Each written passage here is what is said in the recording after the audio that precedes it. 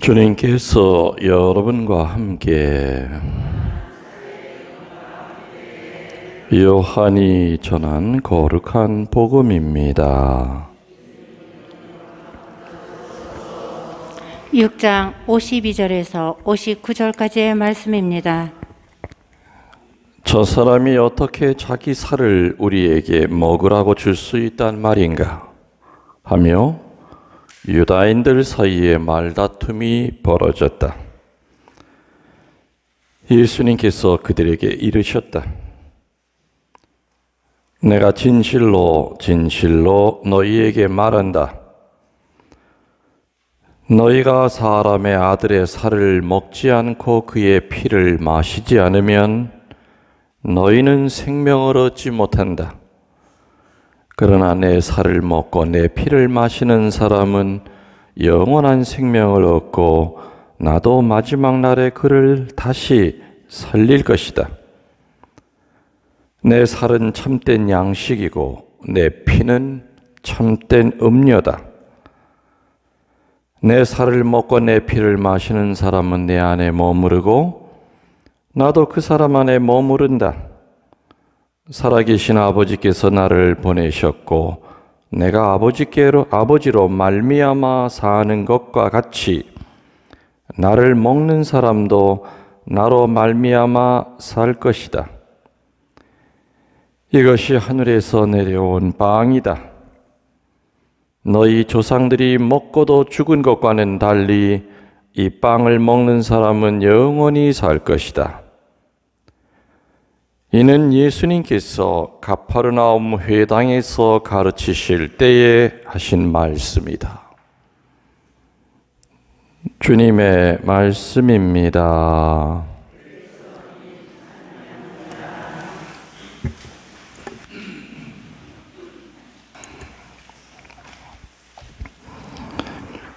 찬미 예수님, 편안히 주무셨습니까? 한국 사람들 좋은 장점도 많죠. 참 이렇게 힘들 때 똘똘 뭉치는 거 이런 거. 아무튼 좋은 장점도 많은데 좀 이런 거 고쳤으면 하는 것도 뭐 있을까요? 우리 한국 사람들. 여러분들 사시면서. 하나도 없어요? 우리 한국 사람들은 고쳐야 될 거 하나도 없어요? 많죠? 많아요. 시기 질투가 너무 심해요. 남 잘 되는 꼴을 못 봐. 그러니까 교포 사회에 내가 강의하러 나가보면 아이고 뭐 이렇게 힘든지. 전 세계 다니면 차이나타운은 있는데 한국 사람들 타운은 뭐 전 세계 몇 개 안 돼요. 아무튼 뭐 그런 거 좀 남 잘 되는 거 이렇게 축복해주고 칭찬하는데 굉장히 인색해요. 또 뭐 나쁜 점 뭐 있어요? 잘 까먹어.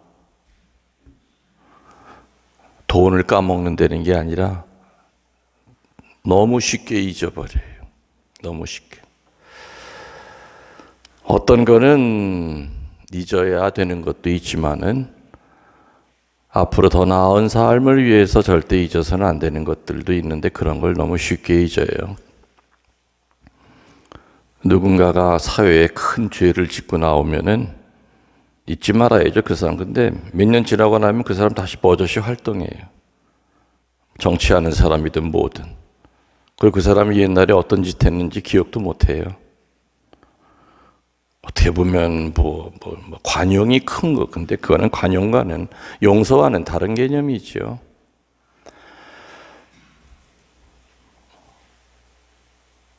우리 지금 한국은 말이에요, 밖에 나가면은요, 코로나 끝난 것 같아요.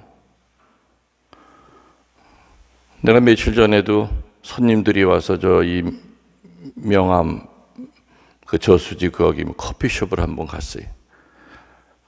자리가 없어. 근데 깜짝 놀랐어요. 마스크 쓴 사람은 단 한 명도 없어요. 그래서 나라도 이렇게 꺼내서 혼자 썼어요. 혼자 쓰고 있으니까 날 쳐다봐. 저 인간 왜 마스크 쓰고 있나? 어제는 이제 날이 좋아서 성리산에 이제 바람을 쐬러 갔다 왔는데 거기도 보니까는 마스크 쓴 사람이 하나도 없어요. 유일하게 초등학교 다니는 아이 하나만, 엄마 따라오는 아이 하나만 쓰고 있어요. 뭐 침이 튀건 뭐 그냥 바짝바짝 붙어 앉아가지고 뭐 그냥 뭐 옛날 수다 떨듯이 떠는데 그 침 안 튀겠어요? 참 잘 까먹어요. 코로나가 없었던 것처럼 살아요. 벌써 요 며칠 사이에. 이 지금 의사들도 그렇고 질병관리본부에서도 그렇고 정말 이 거리 유지하지 않고 지금 정신 안 차리면 지금 가을에 어마어마하게 지금 다시 시작이 될 거다. 그리고 지금 전 세계가 끝난 게 아니잖아요. 팬데믹이라고 하는 것이 전 세계 확진자가 0이 나오면서 그것이 한 달이고 두 달이 돼야만 그다음부터 정식 선언을 WHO에서 할 수 있는 거죠. 그래서 참 다녀보면은 야, 참 잘 까먹는다. 잘 까먹는다. 아이들 지금 등교, 그러니까 학교랑 이 종교 단체가 이제 사실은 제일 적인데 요즘은 그게 문제가 아니라 식당이고 뭐고 어디고 마스크 쓰는 사람이 없어요.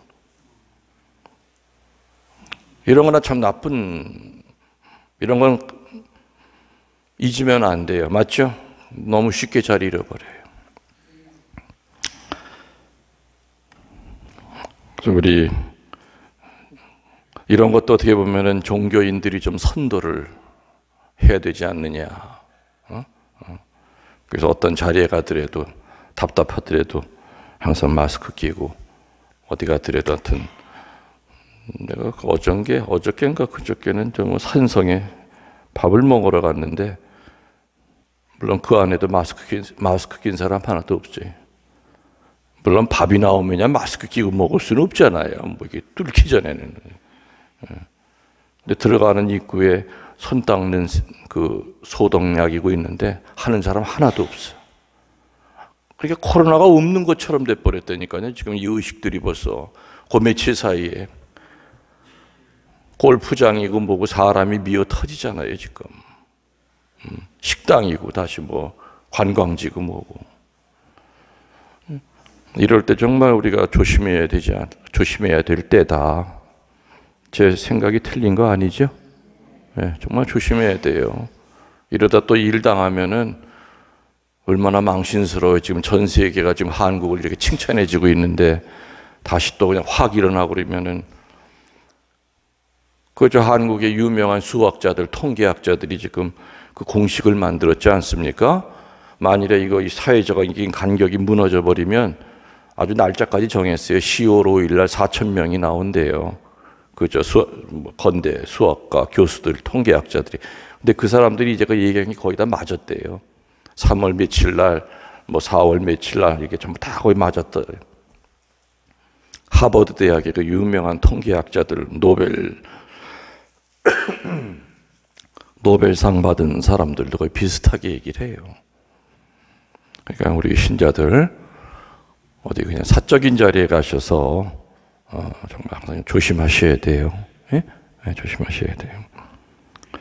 아무튼 이렇게 돌아다녀 보니까 와, 어떻게 이렇게 잘 까먹을 수가 있을까? 정말 한국 민족은 꼭 기억해야 될 것을 너무 쉽게 잃어버린다. 그건 그렇고 오늘 복음 정말 굉장히 중요한 복음이죠. 우리 천주교 신자들에게는. 천주교 신자들은 요한복음 6장 50절에서 57절 정말 중요한 복음이에요. 정말 중요해요. 예수님의 3대 유언이 있어요. 뭔지 아세요? 예수님의 그 3가지 유언. 뭐 순서는 따지지 않고 얘기하면은 서로 사랑하여라. 두 번째는 온 세상 방방 곳곳에 복음을 선포하여라. 세 번째가 바로 오늘 여러분들이 들은 바로 요한복음 6장 51절에서 57절에 나오는 내 살과 내 피를 먹고 마시지 아니하면 영생을 얻지 못한다. 그런데 이 세 가지 유언 가운데서요, 가장 예수님이 횟수를 많이 한 것은 오늘 들은 거예요. 요한복음 6장 51절에서 57절에 내 살과 내 피를 먹고 마시라는 얘기를 무려 7번을 하셨어요. 서로 사랑하라는 얘기보다 훨씬 더 많았고 복음 전파하라는 얘기보다 훨씬 더 많았죠. 집에 가서 차분히 한번 줄 그어가면서 정말 예수님이 몇 번 얘기하셨나, 내 살을 먹어라, 내 피를 먹어라. 그만큼 예수님의 유언 중에서 가장 중요한 유언이 주님의 몸과 피예요. 여러분들, 로마 제국이 망했죠. 멸망했어요. 그 멸망한 이유가 뭔지 아십니까? 역사학자들이 여러 가지로 분석을 하지만 그 중에 전염병도 있었다고 그래요. 근데 아무튼 역사학자들이 볼 때 로마 제국이, 그 어마어마한 로마 제국이 망한 이유를 몇 가지 얘기하는데, 첫 번째가 난잡한 성문화라고 그래요. 아주 난잡하게 이 성문화가. 그리고 두 번째로는 사치가 극에 달았다고 그래요. 사치 중에서도 특별히 로마 사람들이 아주 목숨 걸고 사치했던 게 뭐냐, 먹는 거였대요. 어떻게 하면 이 세상에 제일 맛있는 거 먹을 수 있을까? 그래서 공작새 있죠? 공작새의 그 골을 빼먹었다고 그리고, 밤에만 날아다니는 새가 무슨 새인 줄 아세요? 소쩍새 이런 거 말고 나이팅게일이라고 하는 새는 밤에만 조용히 날아다니는데 그 새를 잡아가지고 혓바닥을 빼먹었대요. 그 혓바닥이 맛있다고 그러니까. 새의 혓바닥이 커야 얼마나 큽니까? 그러니까 배불리 먹으려면 얼마나 그 새를 많이 죽였겠어요. 계속해서 더 좋은 음식을 먹기 위해서 심지어는 그때 로마 시대 때도 구토제가 있었대요. 속에 있는 거를 비워야 또 새로운 걸 먹을 거 아닙니까? 약을 먹어가면서도 맛있는 거를 찾아다녔대요. 그 로마 사람들이. 돈이 얼마나 들든 더 새로운 맛, 더 좋은 음식, 더 나은 음식을 찾기에 혈안이 돼 있었다 이거죠. 로마 제국은 여러 신을 섬겼죠. 다신교 문화였어요. 신이라고 그야말로 이 로마 제국 사람들이 섬기는 신은 자기네들이 만들어낸 신입니다. 전쟁터에 나가기 위해서는 싸움 잘하는 신이 필요했고, 아무튼 여러 가지죠. 비너스라든지 오만 신을 다 섬겼어요. 이 로마 사람들이 이렇게 특히 음식에 대해서 집착한 가장 큰 이유를 학자들은 뭐라 그러냐, 정신적이고 영적인 굶주림에 빠져 있었기 때문에 그렇다. 그들의 그 허전한 마음, 그리고 텅 빈 그 정신을 채워줄 게 없었다 이거죠. 음식을 너무 밝히면은요, 같이 커지는 게 뭔 줄 아세요? 성욕이 세져요. 이 미식가들, 맛있는 것만 찾아다니는 미식가들은 성욕이 강해요. 그러니까 로마 제국이 먹는 걸 밝히다 보니까 성문화가 난잡해질 수밖에 없었던 거죠. 난잡해질 수밖에. 오늘 예수님은 인간이 사람답게 살아간다는 것은 맛있는 음식을 배불리 먹음으로써만 가능한 것이 아님을 오늘 예수님이 얘기해 주고 계십니다. 여러분들도 살아가시면서 많이 경험해 보셨죠? 사람의 배고픔보다 더 큰 고품이 뭐예요? 정의 굶주리고, 그죠?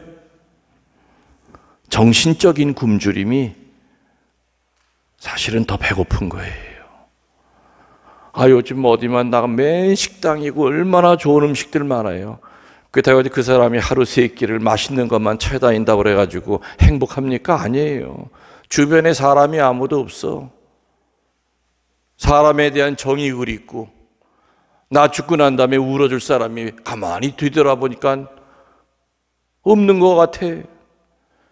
내 70, 80 살면서 목숨을 서로 바꿀 친구 하나도 못 만들어 놓고 이렇게 7, 80년을 살았고,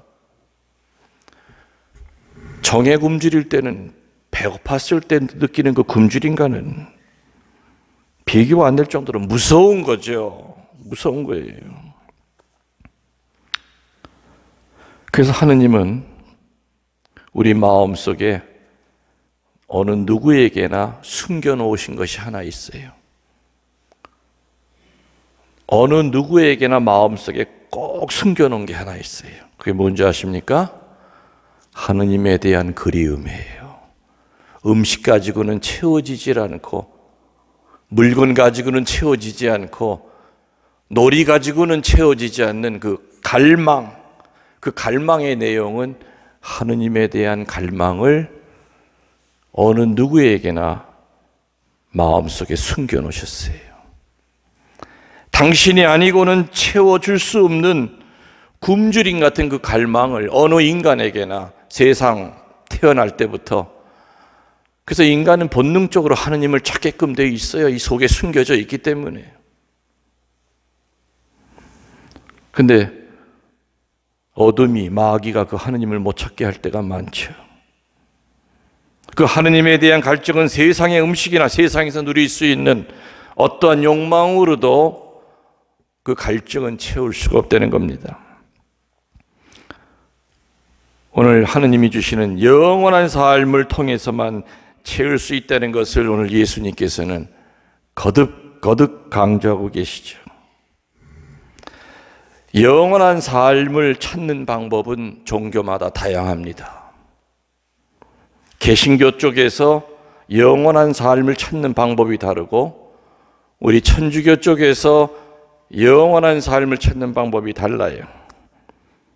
개신교 정서가 맞는 사람이 있고 천주교 정서가 맞는 사람이 있어요. 개신교 신자들 가운데는 천주교에서 세례받았던 사람들도 있을까요? 없을까요? 당연히 있죠.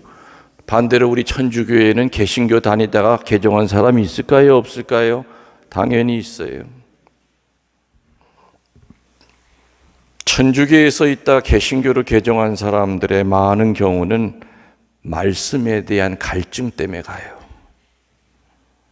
뭔가 뜨겁질 않아. 미사는 매주일 나가고 매일 나가는데 그냥 이 말씀을 통하여 뭔가 내가 이렇게 문이 열려야 되는데 그냥 형식적이 돼버려요. 미사 드리는 것도. 그러다 어느 친구 따라서 부흥회 가고, 아니면 어느 목사님 설교 듣고, 아니면 개신교에서 하는 성경 공부에 나도 모르게 거기서 이제 참석하다 보니까 이 말씀에 대한 재미를 느끼는 거죠. 개신교로 가는 거예요. 말씀을 통해서 자기는 영원한 삶을 찾았다. 또 반대로 개신교에서 없는 게 천주교는 있죠.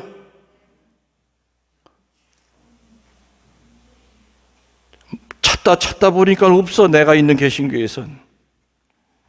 개신교에서 없는 것을 천주교에서 찾아내서 반대로 천주교로 개종하는 분들도 있어요. 내가 아는 어떤 교우분은 지금 어느 본당의 회장님이셨지만 지금은 이제 임기가 끝났겠네요. 그 양반은 전직 장로였어요. 전직 장로였는데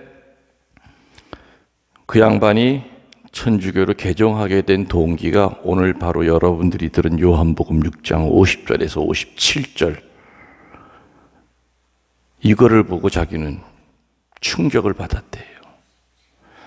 자기는 장로로 있을 때 신구약 성서를 2번을 쓰고 1년에 한 번씩 성서책을 읽었대요. 자기 머릿속에 외우고 있는 성서 귀절만 수백 개가 된대요. 근데 항상 출애굽기에 나오는 그 만나 이야기와 이 요한복음 6장 50절부터 57절에 나오는 내 살과 내 피를 먹고 마시라는 이 이야기를 만날 때마다 너무너무 궁금하고 분심이 들었대요. 성경 어디를 찾아봐도 예수님이 똑같은 이야기를 7번 한 데는 여기밖에 없더라 이거예요. 그럼 이게 얼마나 중요한 얘기인데 우리 왜 개신교에서는 1년에 몇 번 아니면은 또 한 달에 한 번 정도, 그리고 그 안에 정말 주님의 살과 피가 계시다는 걸 우리는 믿지 않는다. 그래서 궁금해서 나름대로 유명한 개신교 신학자 목사님들한테 편지도 내보고 그래도 와닿는 얘기를 안 해주시더라 이거죠. 답답했대요. 왜 우리 교회에서는 주님의 몸과 피를 먹고 마시지 아니할까? 이토록 예수님께서 7번이나 강조했던 이것을. 그러던 어느 날 친한 친구 딸이 성당에서 결혼식을 하기 때문에 자기도 이제 갔대요. 태어나서 처음 성당에 가서 미사를 드렸답니다. 맨 뒷자리에 앉아가지고 천주교는 예식을 어떻게 하나 보니까 뭐 처음엔 개신교처럼 구약 성서도 읽고 그 다음에 신부님이 또 복음도 읽고 그리고 난 다음에 강론, 혼인에 대한 강론을 해주시는데 자기가 뒤에서 들어도 자기네 목사님만큼 현창 이렇게 잘 못하더래. 그리고 그 다음에 신랑 신부 이렇게 일어서게 한 다음에 혼인 예식을 하고 나서 그 다음에 이제 2부 순서로 들어가는데 빵을 이렇게 들어 올리더니 너희는 모두 이것을 받아 먹어라. 또 포도주를 따르듯 받아 마셔라. 쫙 들어 올리니까는 천주교 신자들이 무릎을 꿇고 숨도 못 쉬더래요.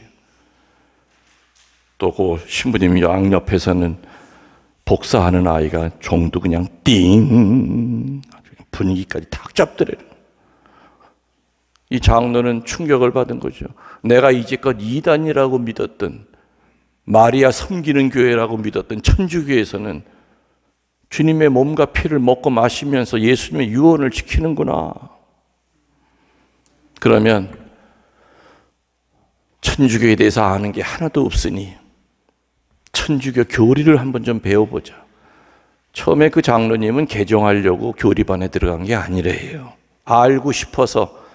그래서 출석 부르기 5분 후에 들어왔고 그리고 끝나기 5분 전에 나갔대요. 신부님이 부를까 봐.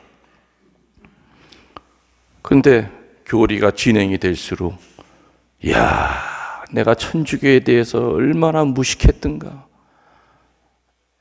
아무것도 모르면서 그저 천주교에 대해서 험담하고 구원이 없다고 그리고 그냥 주워 들은 얘기 가지고 고백성사를 왜 사람이 사람한테 죄를 고백해? 교리 배워보니까 신부님한테 고백하는 게 아니에요. 고백서 안에 예수님이 같이 계셔.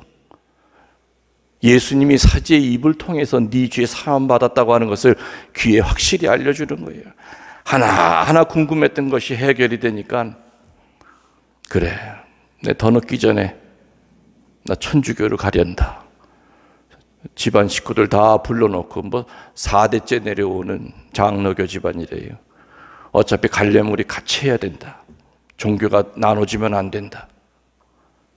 그래서 교리 배워서 그리고 각자가 머무는 그 동네에서 교리 배워라.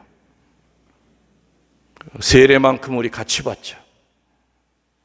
그래서 6개월 후에 내가 있는 본당에서 그때는 한 40명 정도가 한 가족이 다 받았어요. 이렇게 천주교회에서 갈증을 느껴서 개신교로 가서 영원한 삶을 찾는 사람도 있고요. 또 개신교회에서 이 성체에 대한 것 때문에 천주교로 와서 천주교회에서 마음의 평화를 찾는 그런 분들도 있지요. 그래서 영원한 삶을 찾는 방법은 다양하다는 거예요. 그래서 우리는 개신교 절대 비판하면 안 되죠. 하느님을 찾아가는 길은 여러 가지입니다. 맞죠? 맞아요. 맞아요. 저는 늘 시간 날 때마다 개신교 신자들 성경 가까이 하는 거 우리 신자들이 배워야 된다. 그리고 예수님의 유언 중에 하나 복음 전파하는 거 배워야 된다. 전철 같은 데서 성경 들고 예수 믿으십시오 하는 거 우리 신자들, 광신자들 그런 말 할 필요 없다는 거죠. 얼마나 예수님을 알리고 싶으면 그러겠는가. 내가 못하니까 시기질 때문에 그런 말을 하는 거예요. 내가 저렇게 못하거든. 진천성당에 있을 땐 제가 보석이 뭔지 압니까? 고백성사 볼 때 진천 그 차부에 가서 예수님 믿으십시오 하고서 30분 외치라고 그래요. 그게 보석이야. 그래서 내가 쫓아가요. 진짜 하나하나. 그럼 보석은 받아서 하긴 해야 되겠는데 일단 버스 차부까진 가가지고 이렇게 앞뒤 보고 사람 없으면 그다음 믿어. 근데 뒤에 가서 형제님 제대로 하세요. 같이 합시다. 저 따라하세요. 예수님 믿고 구원받으세요. 하세요. 여러분들이 하라는 게 아니라 그분한테 그렇게 하라고 그랬다고요, 내가. 그렇게 한 1년 이상을 하니까 나중에는 신자들이 그리고 난 다음에 뭐 했는 줄 알아요? 가두 선교 나갔어요. 그래서 그때 6개월 동안 해가지고서는 그때 210명인가가 예비자 교리반에 등록을 했지 않습니까?